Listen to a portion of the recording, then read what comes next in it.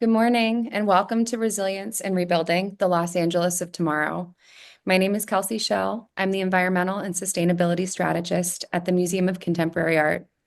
This is the third program in a series on the immediate impacts of the recent fires and long-term rebuilding strategies for our city that center ecology and community consensus.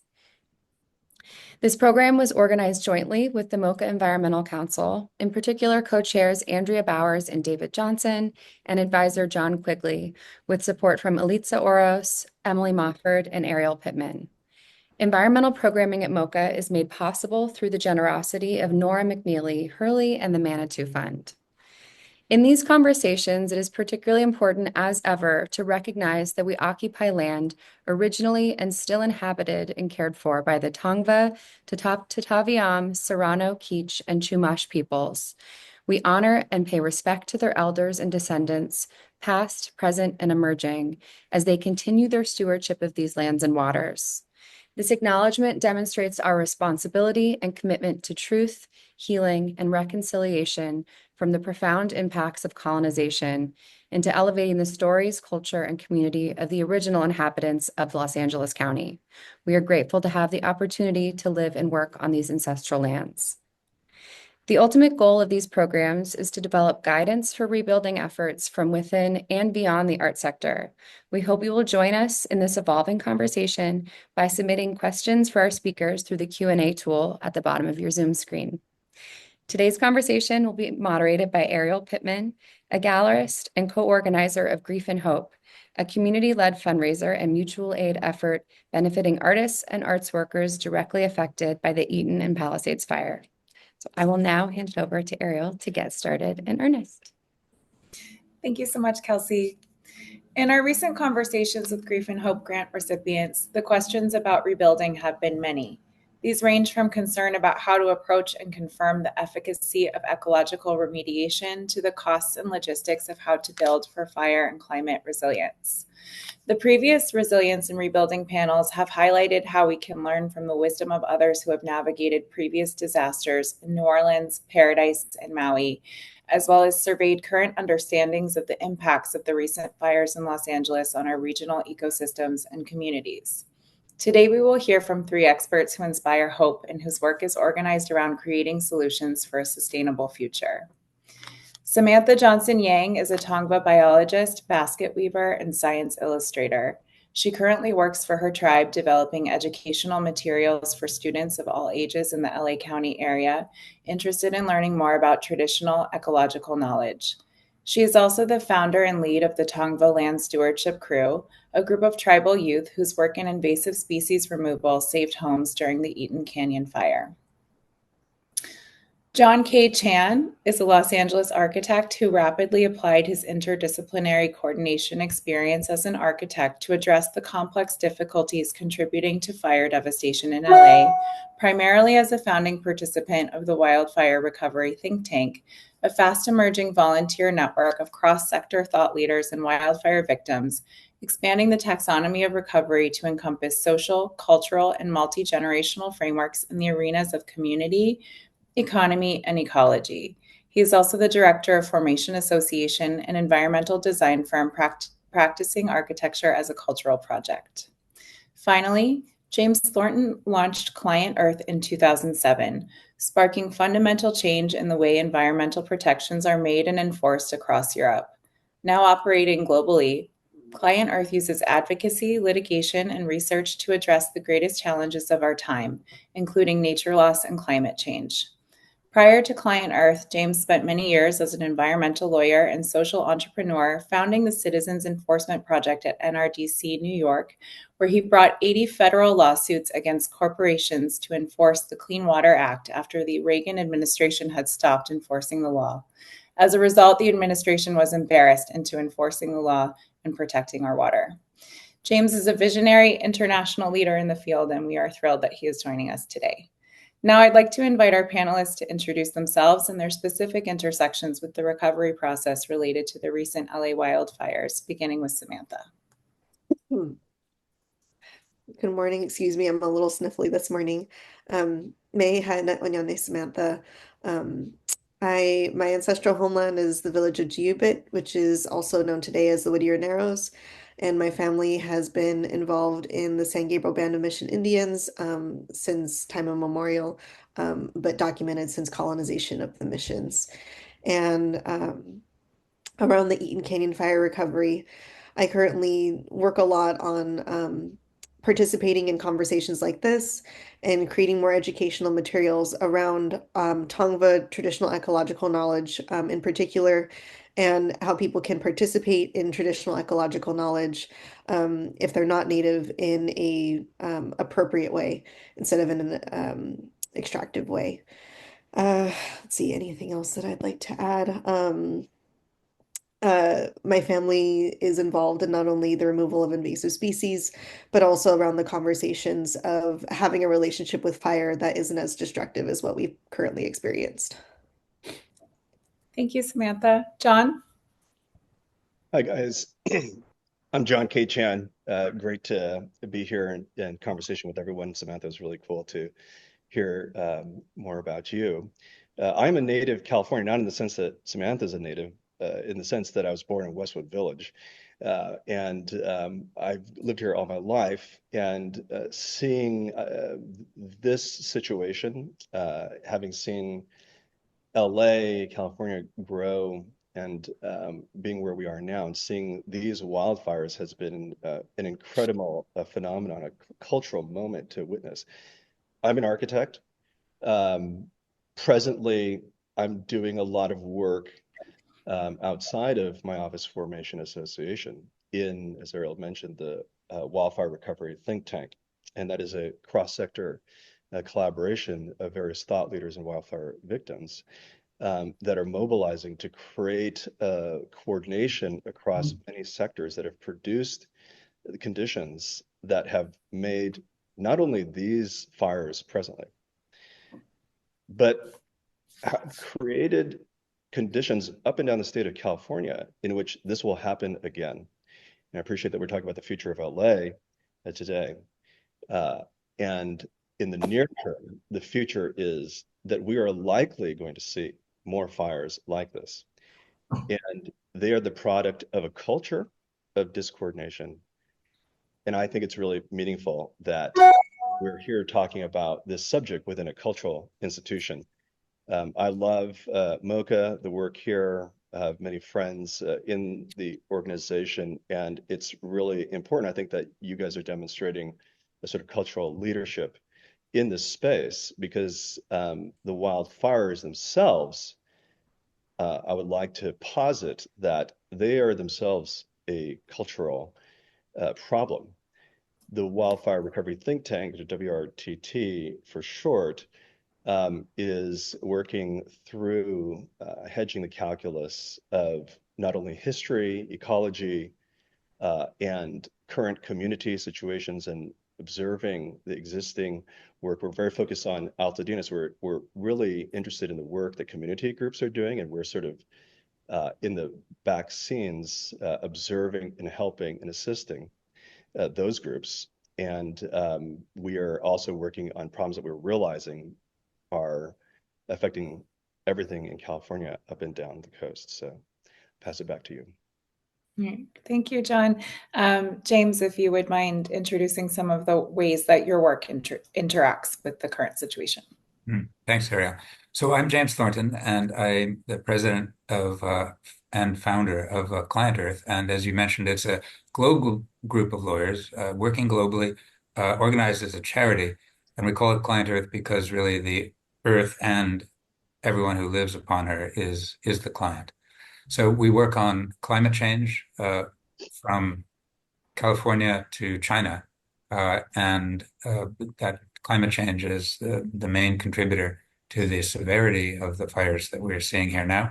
I'm in our Santa Monica office, and right behind me are the Santa Monica Mountains. And actually, some of my colleagues saw the fires, the recent fires start here when they were in the office.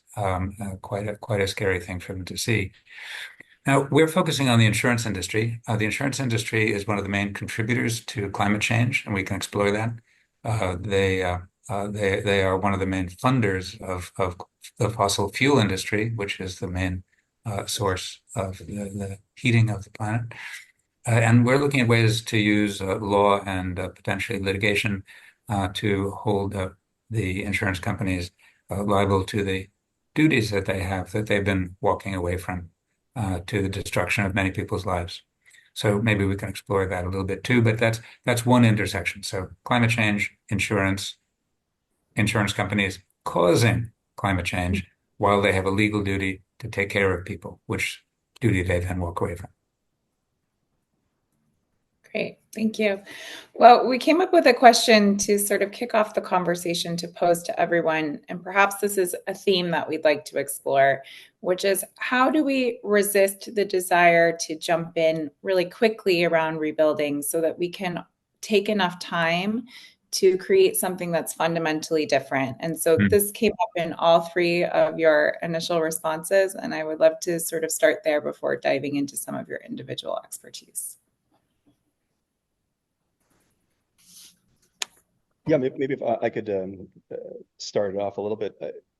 I sympathize with the sort of feeling that there is no time, because there are people who have lost so much so fast. It's an incredible psychological experience to have had, not only individually in one's family and community. And I think it's very human to try to go back home. I mean, I think that's very something that we appreciate. And at the same time, I want to articulate some of the reasons why we probably do need to think twice about how we're rebuilding, because we could rebuild the exact same conditions that got us here in the first place, and we would just be doing it faster and getting there quicker again. And so there is, I think, a need to excavate what the conditions were that produce what I would describe as a culture of discoordinated, silo-wise enterprises, municipalities, departments, communities even, that creates the ability for a wildfire to become this huge. Certainly there's wind, certainly there's other forces, but there's many ways that we have not been able to respond well because of this discoordination. And so part of that is to come together again and to re-look, I think, re-examine our own currently silo-wise arenas and create an unprecedented cross-sector coordination and create that kind of conversation across the board. And that is not always rewarded every day. And it takes a fire for us to actually think about this. And so let's not waste this crisis, and so that there's a reason and the motivation to take time. And it does take time. It takes a lot of talking, meeting people, learning new things, and having humility to realize you might not have been on the right path in your own industries to begin with. Yeah, John, I really appreciate what you said there. And I want to just point something out to sort of pin in the conversation, which is we have on the one hand, right, this conversation that we're having about future and rebuilding. And on the other hand, the human element of like the great loss of home. And maybe Samantha, you can speak a little bit about some of your thoughts on that idea of sort of discoordination between your area of expertise and these different legal and municipal and rebuilding, like architects, zones, all of that. Yeah, absolutely. I completely agree with what John said. It would be disastrous to not learn from our mistakes and just rebuild the things that created these conditions faster than before. And I think that one of the most effective ways that we could make sure that we're not making the same wrongs that we did in the past is learning from our mistakes. And so in that way, I encourage people to really look into the history of the land, not just ecologically, but what also was done to the people. There is a saying from a native philosopher that what is done to the land is what is done to the people of the land. And what you'll see is that not only were our practices around good fire erased and tamped down or considered idiotic or stupid for quite a long time, um, but because of that, our land also suffered. And so I think one of the best ways that people can start to confront the issues that caused the fuel loads and the other conditions that set up this fire is to look into the history of how that was created. I think in Los Angeles, especially, we kind of have this narrative of like, this land was found as pristine and pretty by Hollywood, and that's how we made all these films, it was just found this beautiful. And really what happened was that the native people took care of it for hundreds of thousands of years in a really good and effective way. And then because it was so pristine and so beautiful, we were very intentionally erased and very intentionally killed.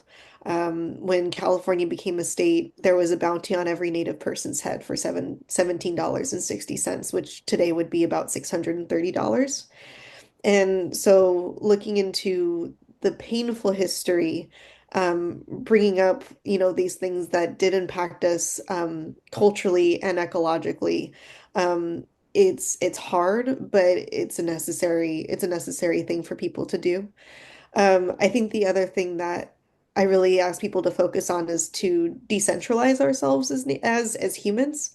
In Western science, we're taught this narrative that humans are the most intelligent and the most furthest evolved. There's this really common figure of, I'm sure everyone's seen it, of like evolution, where it goes from like a monkey to slightly getting taller and taller until it's a human, and we're the most evolved. And in native science, we simply don't look at things like that. We look at things similar to like a map, where if we all leave from one location, and we all go to our respective homes, that doesn't mean that we're going to the wrong home.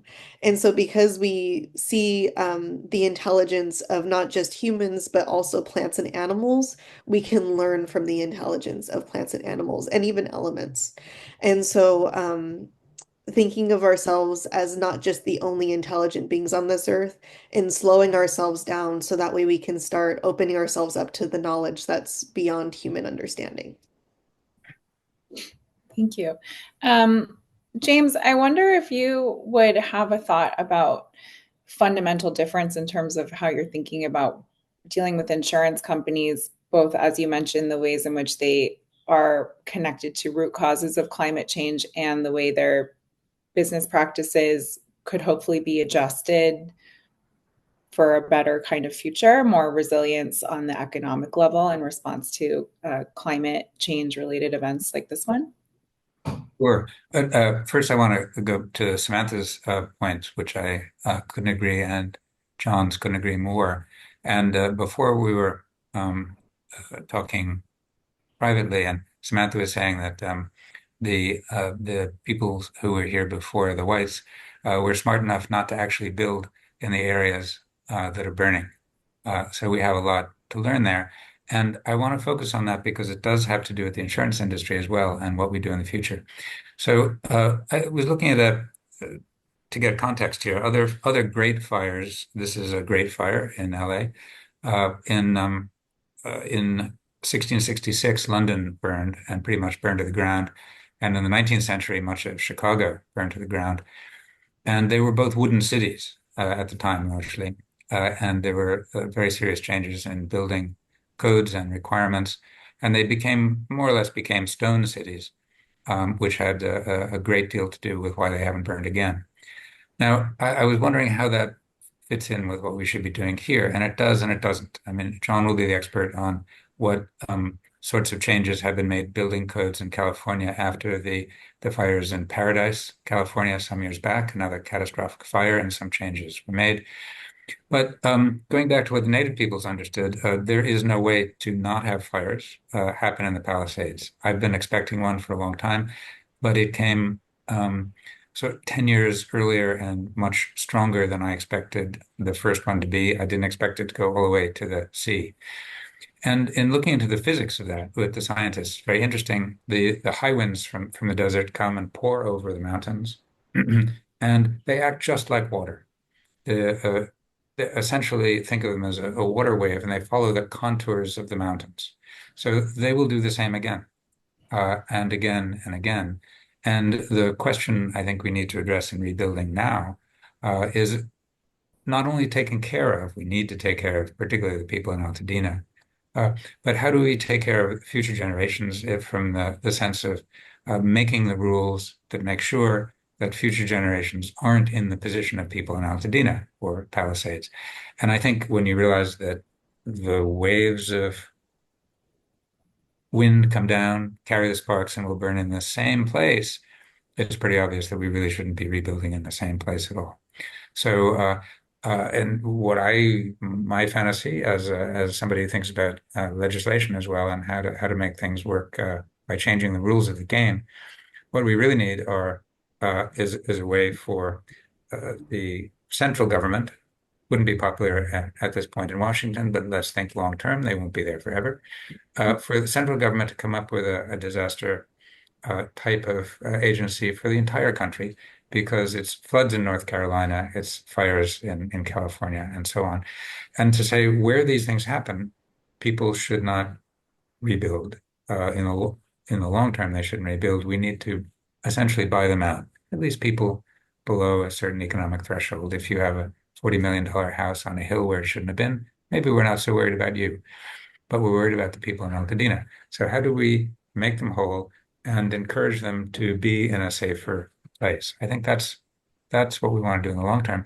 Now, the insurance industry, the insurance, well, very recently, administrator here in California required, thinking he was doing a good thing, a man called Lara, that the insurance companies will have to insure in the most dangerous areas. Thought it was a good idea, but it will absolutely encourage rebuilding in places where I think we shouldn't be building at all. So that's in the long term. That's the legislation I'd like to see. Politically difficult right now, but to get back to the point of the insurance company's culpability, what's surprising to understand for the first time, which I only did after the fires, is that the insurance companies prop up the fossil fuel industry pretty much more than anybody else. So that they take your premiums, if you're an Altadena homeowner, and they invest your premiums in fossil fuel companies. That's the first right. Second, they give massive loans to the fossil fuel companies to drill for oil, to build refineries, and so on. It's the second financial underpinning. And then they also quite happily insure all of the activities of the fossil fuel companies. And by the way, they haven't been withdrawing that insurance. So what they've done is create this vicious circle in which they put money into the building of the properties essentially, but then also into the creation of climate change, and then walk away from the homeowners who need the insurance. And they have a legal duty that nobody's really pressed yet, but we hope to, what's called a quasi-fiduciary duty, to take care of the people. That's the duty to take care of. And they've been walking away from that. So long term, let's not build in the same place over and over again and burn again and again. Let's listen to the wisdom of the native people in that way. In the shorter term, let's take care of the people who were harmed, particularly the ones who can't rebuild a $30 million house on their own from their checking account, and encourage rebuilding elsewhere. That's pretty riveting, James. I was I was afraid, Ariel, at one point when you were passing it to James, talk about insurance, that everybody's going to start leaving. As we said, you're at a party and you start talking insurance, and then people start peeling off from the conversation. But in this case, it's sort of like, as we were talking in our earlier conversation, that the insurance, the economy is so registered now with the environment. There is no going back. We must contend with this registry. And so it is really incredible, James, that you're articulating the kind of investment agency, let's say, that is demonstrated by insurance companies that are trying to protect, very people in this cycle. On one hand, you could also see if there's different ways to look at that. The insurance industry, like many things, is not monolithic. There's a lot of different interests, a lot of different voices. good players or bad players. But you could also see how a dynamic is formed where, to fuel fossil industry is to ensure more climate change devastation, which Hmm. props up insurance. One could see a kind of nefarious sci-fi uh, movie that nobody's going to watch because it's about insurance. But you could kind of see this sort of story on one hand, and on the other, I think that the reality is, you know, um, you mentioned Ricardo Lara and the California Department of Insurance. That they're walking a tightrope, trying to keep insurance companies in California and frame ways to make insurance affordable for consumers. And at the same time, consumer groups that are really advocating, well, so rights of the on the back end, the consumer. But this whole binary situation doesn't have a nuanced conversation because I think everybody's speaking a different language in a lot of ways. As an architect, I come across insurance literature very little as it relates to how we interface with the codes. And then at the same time, it's the consumers that get that insurance information, talking about fire safe homes, and there's quite a few different standards. And there's a bit of discoordination there. And IBHS, which is kind of one of the bodies, organizations that coordinates across the insurance industry, they have these kind of like fire safe standards that help people build, and they're trying to get that message out. But one of the things that does happen is that you need to find ways. And currently, I'm working with, I know more about insurance than I care to, in fact, um, to be able to find a collaborative framework in the insurance ecology that interfaces with municipalities at a local level that I think leverages not only the landscape topography and indigenous wisdom and Samantha was raised, it's like there is wisdom there that we have completely neglected, and at the same time leverage the most emerging computational fire path finding structure to structure technology that exists right now, that is not being leveraged by municipalities. When those forces are coming together, there's a big wrestling match to try to get everyone not only in the same room, but then also you need the diplomacy to get everybody talking together. So that's part of the trick. And I'll pass it back. There's a little more I can say on that, but Yeah. Well, I think what I want to sort of pull out there between the three of you is we're kind of talking around some really key ideas that I think everyone is in agreement on. We have this human need to rebuild. We had already like difficulty around housing in our city before we lost all of these residential housing units to fire. People want to preserve their neighborhoods and their communities through the process of rebuilding. That has come up to me over and over and over again.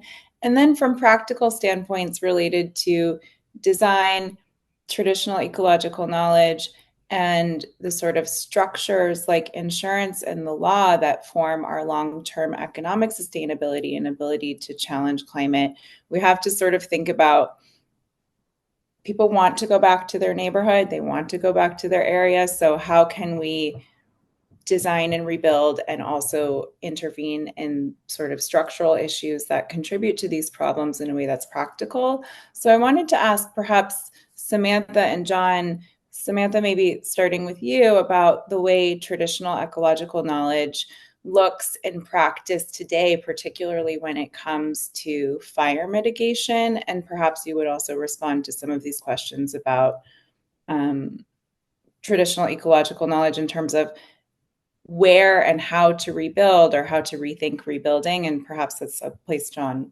could also jump in.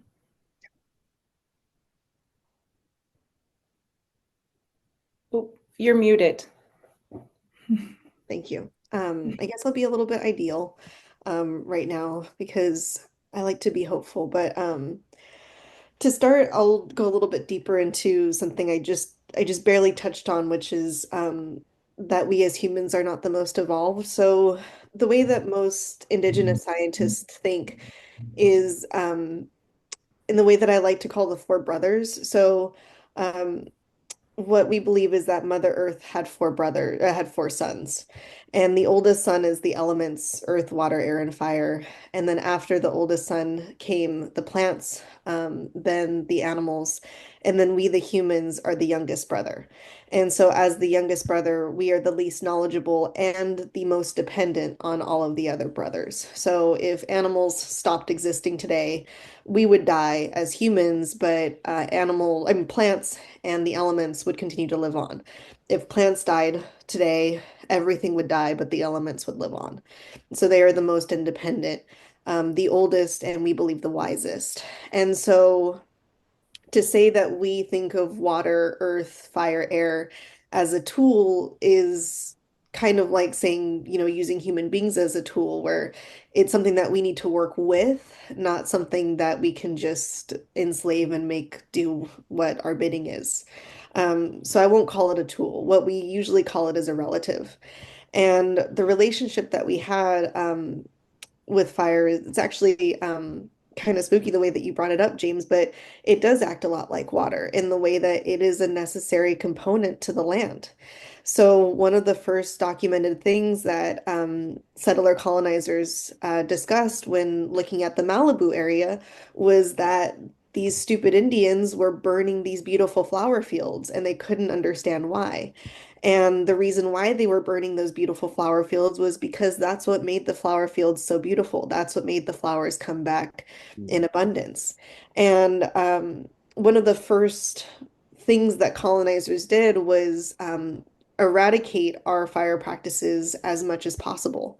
And somehow we've still been able to hang on to them. And so it's quite frustrating as someone from a federally unrecognized tribe. The Gabrielino Tongva are still not federally recognized. If we were federally recognized, then I could use my tribal sovereignty to burn wherever I deem fit. But because I am seen as not federally recognized, I am treated like any other individual who would like to do some kind of burning on their property or do something outside of their property. But the thing I want to emphasize is that um, we don't stop using water after floods, but for some reason we stop using fire after forest fires. Um, and that needs to stop. That really needs to stop because fire is an essential element on the land. And you're never going to completely prevent fire. You're only going to hold it back for so long. And that's what happened in the Palisade and Santa Monica areas, was that fire was held back for decades. And because it was held back, it came out in force. Instead, what's necessary is to invite fire in as our big brother in a good way, through either prescribed, which is, through agencies, or through cultural burns, which is through tribal communities. And a prescribed burn is done by fire agencies like CAL FIRE, LA County Fire, and it's a small crew with drip torches over a large area of land. This can be very effective, but it's also very dangerous because you're using such a small crew on such a large parcel of land. Cultural burns are sort of flipped, and they include ceremony and culture, which is why they're called cultural burns, but the methods are also very different from a prescribed burn in the way that people are really tending to the fire while it's happening, where it's a large crew on a small area. Hmm. And because fire is done in this method, it's safer, it's more accessible to people of all abilities, and it comes in a good way because we're watching it and we're making sure that it's happening in a good way.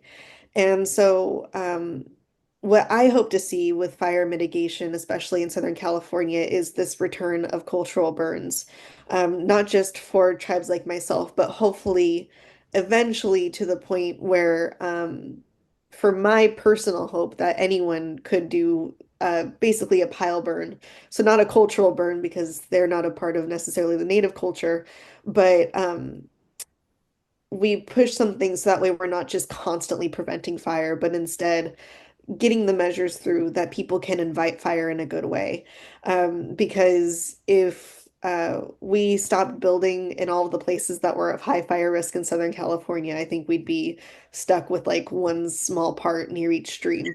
Um, so fire needs to be invited back. It doesn't, it's not something that can just be feared and prevented forever because that's what we've been doing. And not that this didn't happen through devastating climate change, but part of the problem was the fuel loads from that prevention for so long.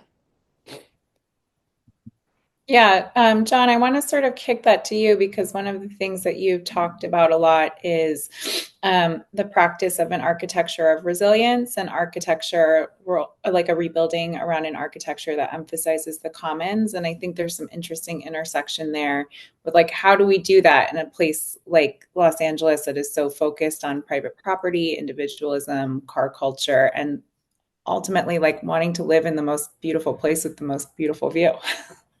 Yeah, it's no, that's thank you for posing the question, Ariel. I mean, and Samantha, there's so much there that you just unpacked. I'm sort of reeling on how to pick up because there's so much incredible parts of this discussion that are really critical. And it's sort of like a collision, it's sort of a crash. And between Samantha, what you were saying, and then Ariel, just fast forward into today's contemporary condition, right? But I want to show a, can I do a quick share screen here for you guys? Uh, Let me see if this works. This is what I'm about to show is a image that is, let me know if you guys can see this. All right, it's a little sloppy here because it's not like share a screen, or I could go there. Um, this is an image. I want to start with ecology because Samantha, kind of where Samantha was going, and then go into our kind of planning, single family residential property ownership and things like this, Ariel, and then talk about architecture. But starting here, this is a image from the research of Richard Minich, who is earth sciences a professor at UC Riverside.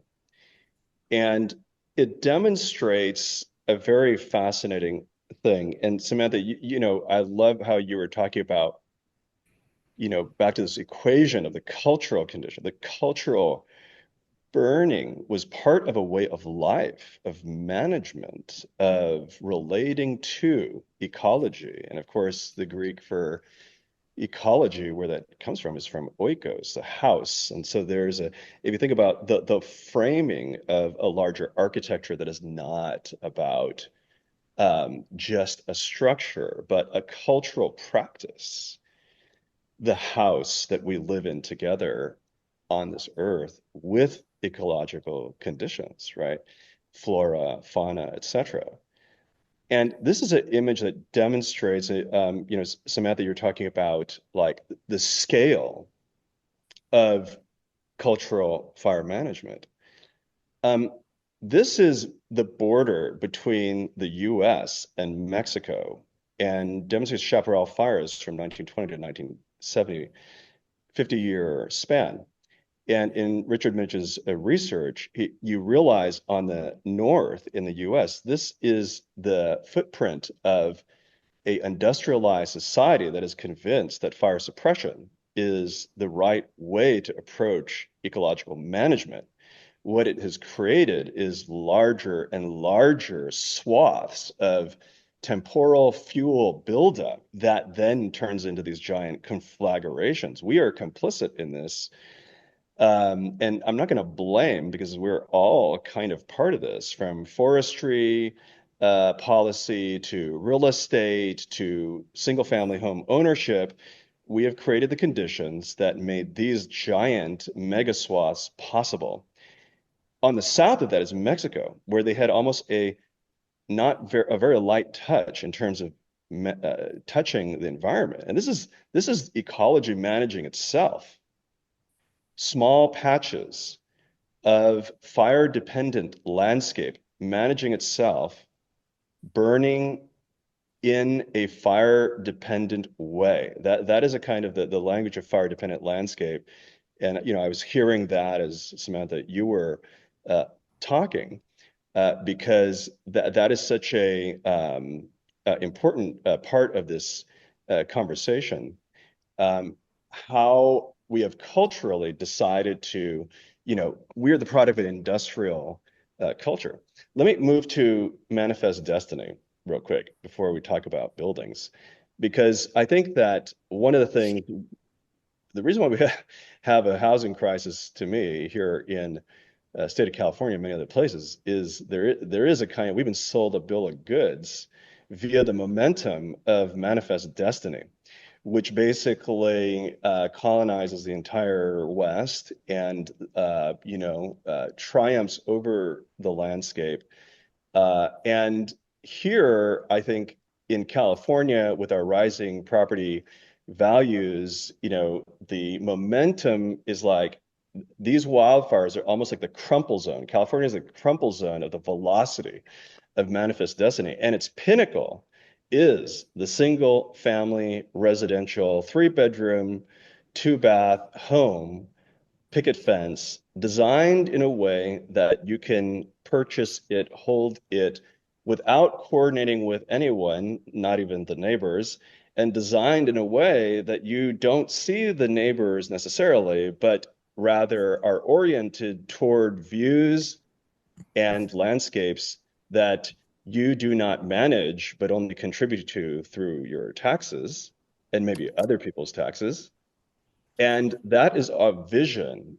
That is the aspirational vision that we have all inherited as a motor memory, as a function, to the degree that municipalities rely on this also to fuel the tax base. So there's a tremendous complicitness that, we all have a role in this. But how do you unwind that? How do you undo this as part of the question? Let me kind of back up a little bit. There is a generational change and a shift, I think, right now. We're in a cultural moment of devastation, but I also think we're in a cultural moment where there's line of sight to tremendous hope, transformation, and restoration of the landscape. And there's a generational kind of equation to that on one hand, but there is a cultural moment that we inhabit right now where we know maybe we need to do things differently.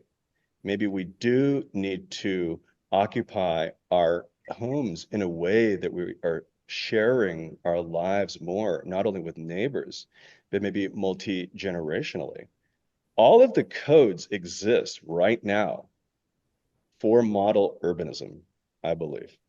In the wildfire recovery think tank, we've been kind of looking through both the ecology, the insurance, and then the home, this kind of scale of things. And in the ecology and the wildland urban interface, the WUI, there is very little study, but there's important work being done. In the entire state of California, there's only one academic institution that is focused exactly in fire in this area, and which is almost unfathomable when you think about the acreage of the WUI in California. And it is called the Wildland Urban Interface Fire Institute, run by not architects, not planners, ex-fire chiefs. And the director of which is a guy named Frank Freevault, who is coordinating exactly the calculus that I was talking about between insurance companies, municipalities, planning, and dealing with architecture at this scale. And so that's an incredible thing that's happening on one hand, that is working on the California scale, but we need to work fast to make that happen for places like Altadena, like Palisades. And there's other range of issues, which are very, very much cultural, which is how do we share resources together to peel out of this catastrophe? There are very few people in Altadena and even the Palisades right now, as they do the accounting and look at their premiums and what kind of proceeds they're getting out of them, everybody's finding that they're underinsured. That is a very real condition. But one of the things that I see happening a lot is the imagination goes to, we need to move somewhere where we can afford to move to buy a single family residential home again. That imagination, there's a motor memory, an existing, I think, in Altadena, an existing cultural motor memory that is more inclined to share, to find each other and pool resources together, to pool proceeds together, to build together new types of missing middle housing that we need badly anyways, that are not very financially incentivized by developers, but have tremendous community capital. That's part of what we're working in this space, in the WRTT, to produce the tools. They're all there, SB 9, ADUs, easement creations, walk street creations. All of these things can be done with very little planning approval, but it's adoption, motor memory, community imagination, and the culture that needs the help right now. So I'll pass it back to you, Ariel. Could I just come in on the culture point for a minute there, Ariel? Yeah, that would Yes, be great if I could. Yeah. please. We live. I appreciate everything that's been said about culture and agree with it certainly. But let's focus on the money again. Essentially, it's the money that fueled the fires. And we've talked about several different ways in which the money has fueled the fires. The culture we live in is all about money. We live in a culture of money, not a culture of connection with the earth. We live in a culture of money, not in a culture in which we all search for community in the best way, as we should be doing. And who has the money? Let's again look at the insurance companies. The insurance companies are saying they don't have the resources. They cannot bail out to the adequate degree. Sean's right to say that most people aren't getting enough insurance out of Altadena and Pacific Palisades. They claim they can't do that. We know that's not true, and let me tell you the scam that they use, because it's very important for us to understand that much as we all like community and working together with people, the insurance companies are not your friends. The insurance companies, in many ways, ignited the fires, walk away from people, claim they don't have the money, even though they have a legal obligation to adequately compensate. And here's the shell game. So we know from working in the insurance industry with people that the handful of major insurance companies, including the ones that left California, are far from unable to compensate. They're sitting on about $1 trillion worth of cash right now. It's a Warren Buffett kind of situation. They're sitting on $1 trillion worth of cash. What they do is they set up companies in each state, and then they can say, we've taken the money out of all of these states into a parent company.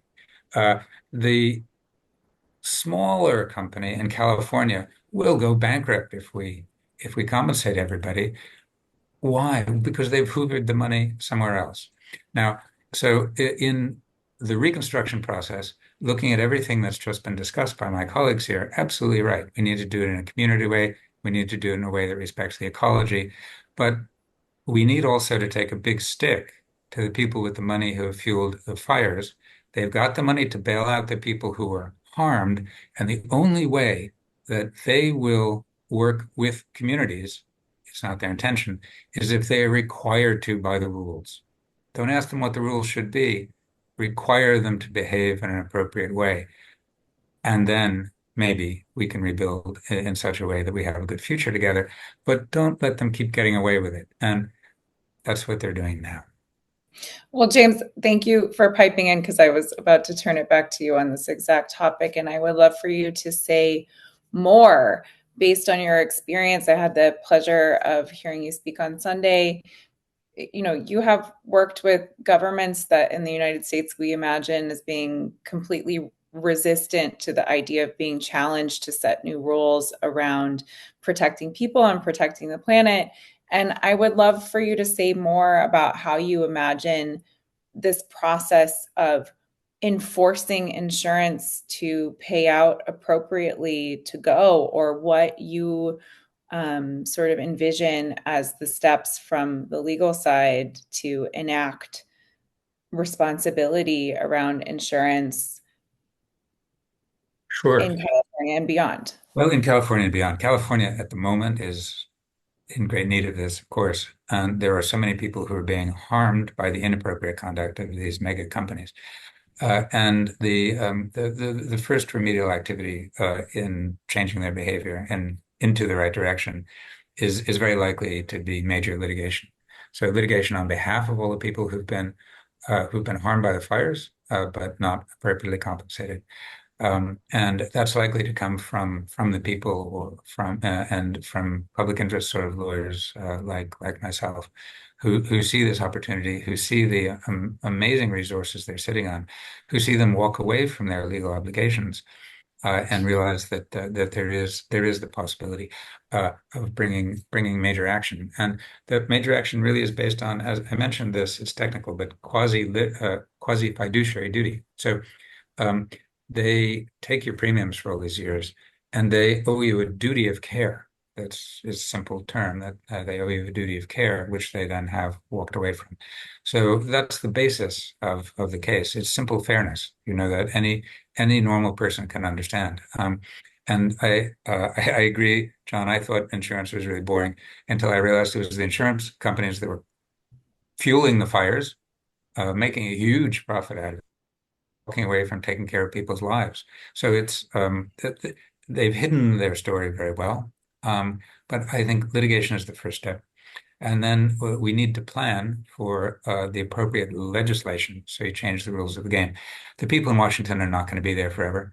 I think they'll be replaced. They're being so nasty, and that people will demand that better people take their place, more responsible people. And then you can begin to say, what sort of uh, uh, national entity do we need to take care of the people in respect of all of these terrible emergencies that will keep happening because climate change is happening.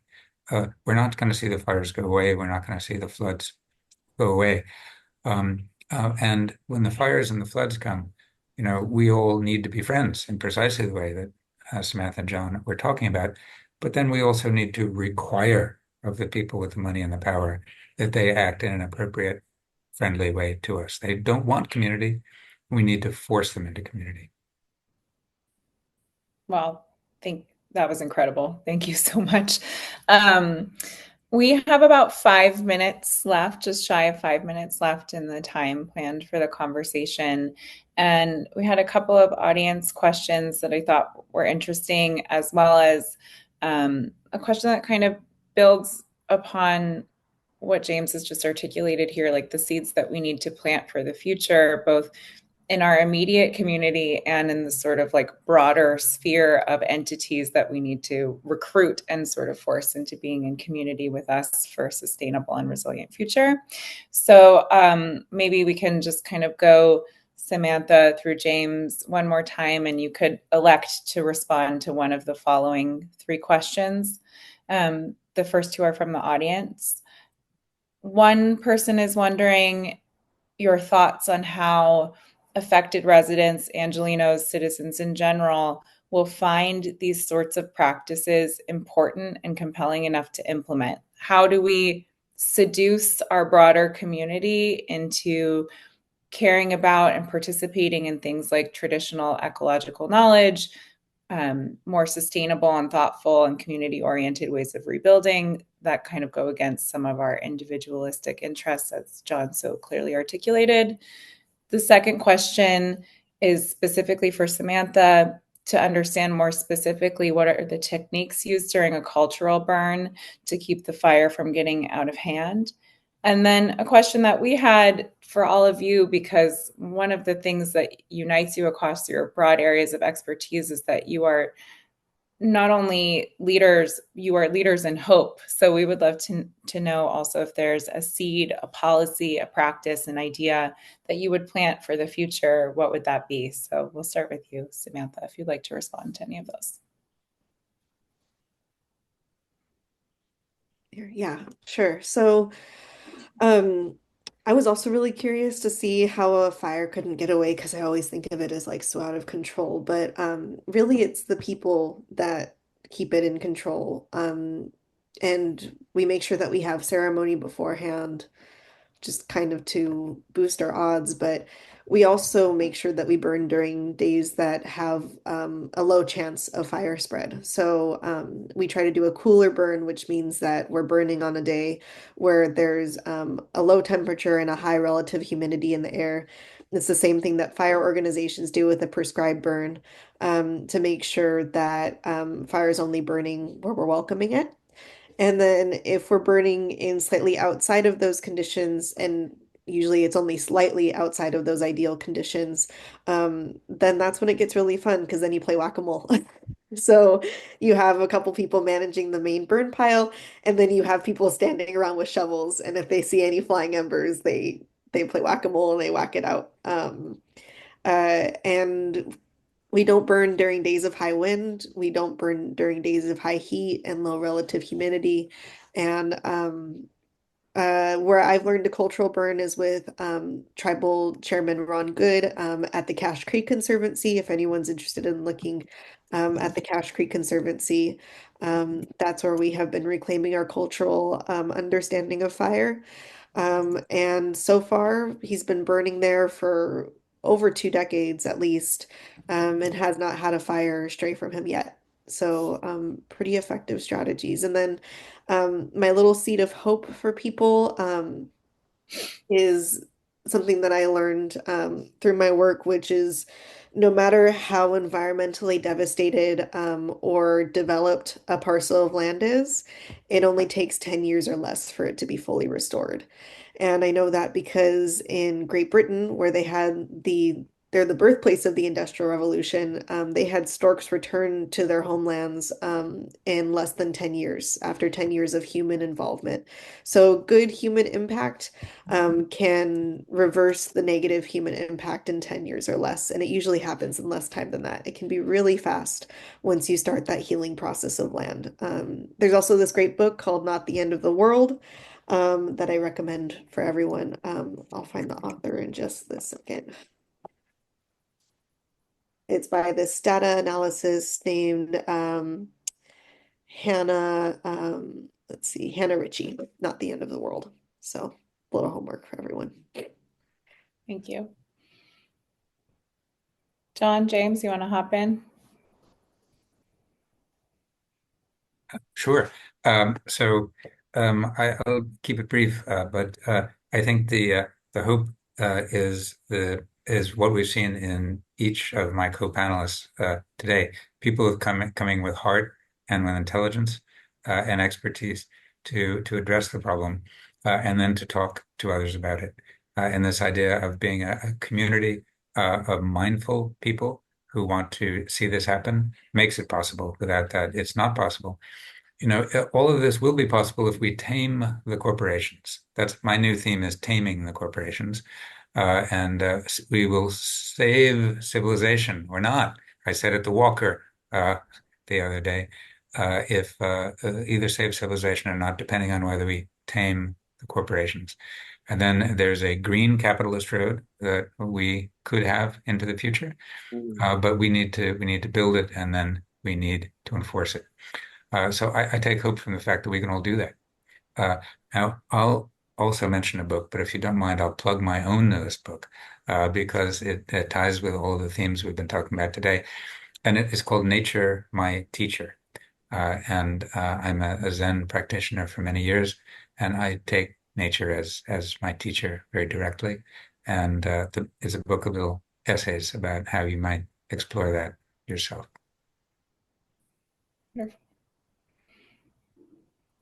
John, you have a last word for us? Thanks. A lot of no pressure. No, it's really beautiful to hear Samantha, things that you were talking about that kind of bring hope, and also James as well. I mean, just hearing your conversations, it's great to see that there's people fighting for the forces in culture which bring flourishing. And that is something that we really need to focus on, is how we flourish together, not just getting by or getting more, but flourishing together, I think, is a huge element of focus and sharing. These are basic human lessons. let me share a few photos in terms of hope. I don't have 1,000 words, but I'll just show some images then, real quick, if I may. So this is an image that gives me such tremendous hope at the burial of Owen Brown, the abolitionist in Altadena. And you see the faces of this incredible community of people, Black and white, others. And that community, let's say, and because I'm very focused on Altadena, but I'm also thinking about other places in California, that community still exists. And these are some meetings that are happening primarily in churches all through Altadena. And you look at the faces and you look at the people. James, you talk about just seeing us and hearing our conversation. When I look out at the community of Altadena, you see a kind of motor memory that is communal, that brings not only hope internally to the community, but also brings hope to others outside the community.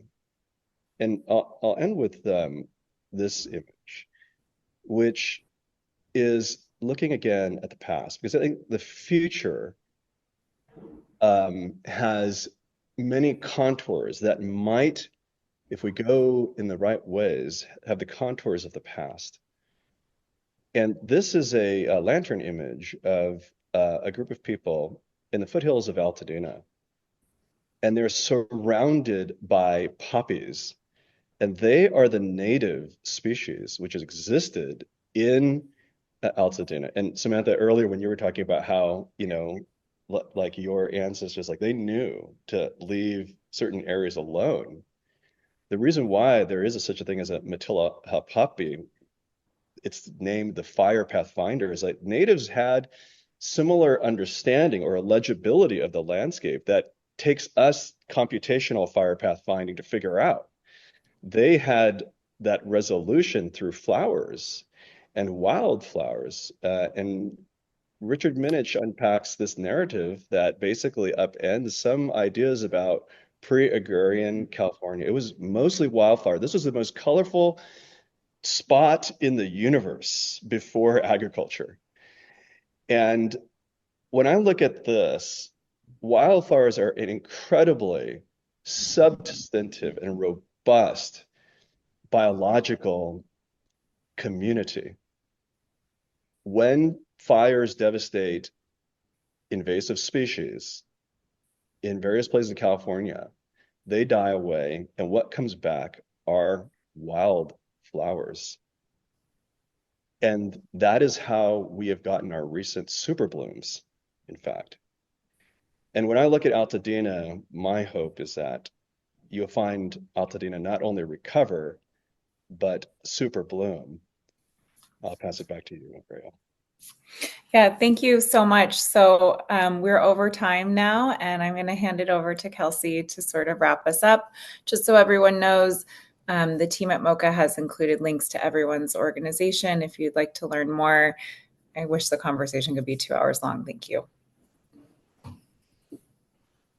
Thank you so much, Ariel and John, Samantha, and James. This is an incredible way to infuse visionary ideas and kind of changes the way that we rebuild into our minds. So I have a lot to digest here. I also just want to say a particular thank you to James and acknowledge that today is your final day as the president of ClientEarth, and just recognize the incredible work you have done over the past few decades in fighting for our home, our earth.